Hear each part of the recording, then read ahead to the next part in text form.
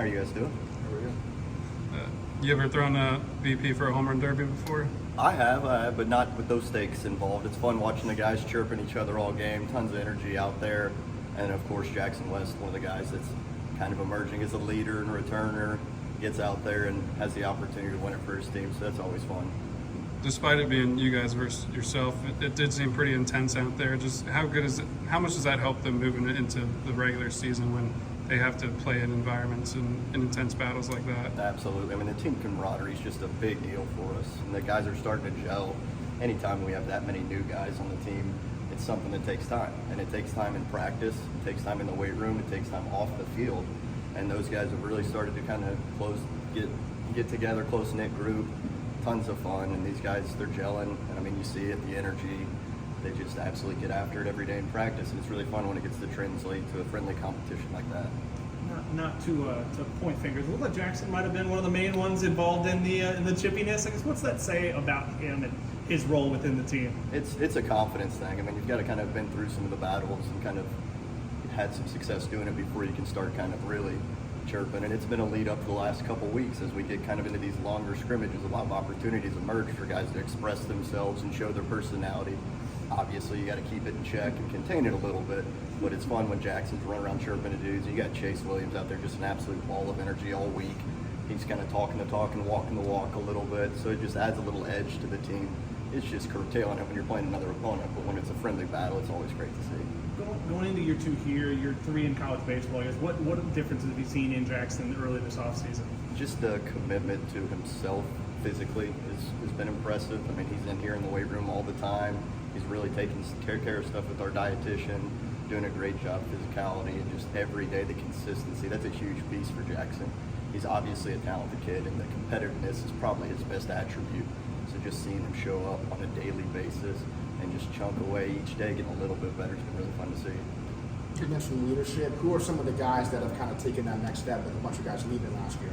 Yeah, I mean, when you lose that core nucleus of guys that performed and obviously had a history of success in college baseball, it leaves a void. And it's slowly some silent leadership, some dudes just leading by with their actions. Alex Lodis has done a good job. Drew Farrell's really stepped up. Cal Fisher, being a young guy, just kind of is Mr. Consistent and kind of gels some guys together. Max Williams wasn't with us tonight, but he's obviously a guy that has performed at a high stage for us. And then on the mound, I mean, you got the Jamie Arnolds, the older guys, the Holes, even the Joe Charles that have kind of been through some of the battles. Those guys that have been through it a little bit really get to just teach other guys from their experiences, and it's fun watching some of these guys step up and really kind of fill that void for us. It's felt like Jackson has impacted the baseball more consistently this fall, just outside of the weight room improvements. In the box, what improvements have you seen from him there? It's just calmer. I mean, it's just more poise in the box. He's always worked really good ABs. I think he's kind of taken the next step with his approaches of really understanding what he should be looking for and when, and selecting the right pitches to swing as half the battle. I mean, whenever Jackson's getting good pitches to hit, he obviously puts good swings on it. He's always been really engaged with 2 strikes and grinding out ABs.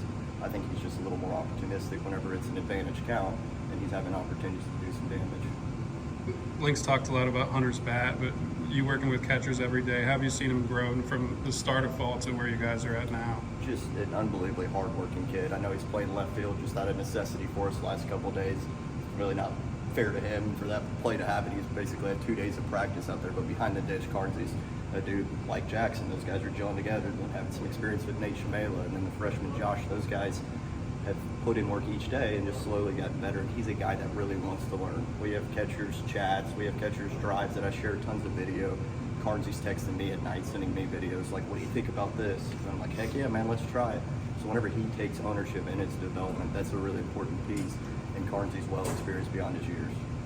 You mentioned Nathan. How big was it for you to add him to the room in the summer, and then just what have you seen from him throughout the fall? Yeah, I mean, we had a void, a pretty big one there for a little while, and then Carnes obviously was a big draft risk, so Nate coming in instantly gave some stability. I mean, he's a performer, and he's got some pretty serious collegiate experience, and he's a guy that's just like a technician back there. I mean, being a Dartmouth grad, I mean, he's well beyond my skis as far as his mental aptitude, but the guy's actually just competitive, he's tough, he's consistent.